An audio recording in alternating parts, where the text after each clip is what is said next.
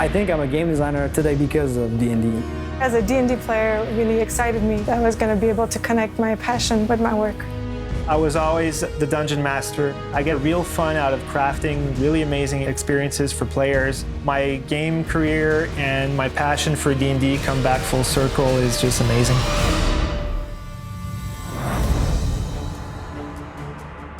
The hardest part about getting a game off the ground is getting people to gather around and want it to be willed into existence.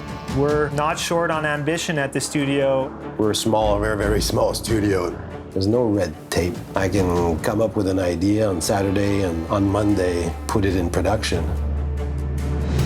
Kevin, the lead designer, and myself, we were like, why not approach Wizards of the Coast to see if we could do a Dungeons & Dragons game?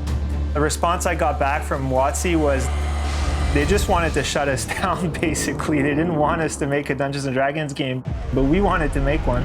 So we pivoted. We're not going to work on a pitch. We're going to make this game as if we're making this game, and let's just go, YOLO. Since we didn't have that programming power from the start, instead of doing that stuff in pre-prod, we did what we shouldn't do, build as you go. It's an extremely risky way to make games. But we were very passionate about the brand, so we just kept plowing forward. Starting to work on a new project, especially when it's an IP that you're basically starting from scratch. This could be absolutely frightening. But in our case, we saw it as an amazing challenge. We moved super fast, which is why we were able to come up with a game that has a lot of stuff in it. At that point, it was a top-down action RPG. You would gather up with your friends, you would smash monsters, grab loot, and progress.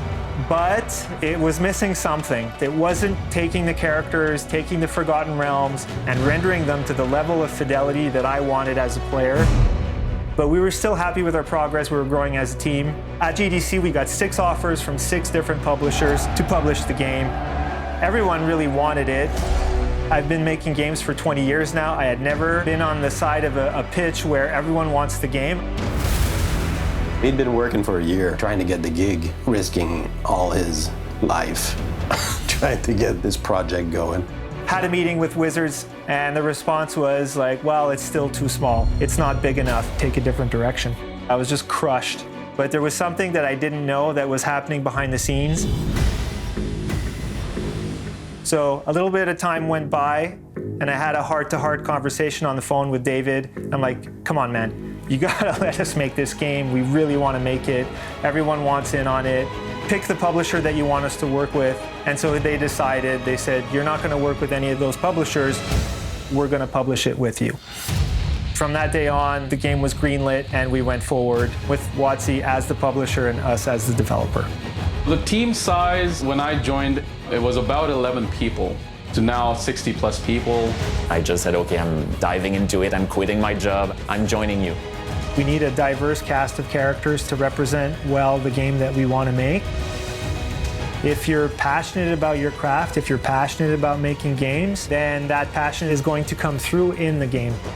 But there was one condition when we got greenlit. We're going to double your budget and you're going to go bigger. So like, what are you going to do now that you got to make a bigger and better experience for Dungeons & Dragons?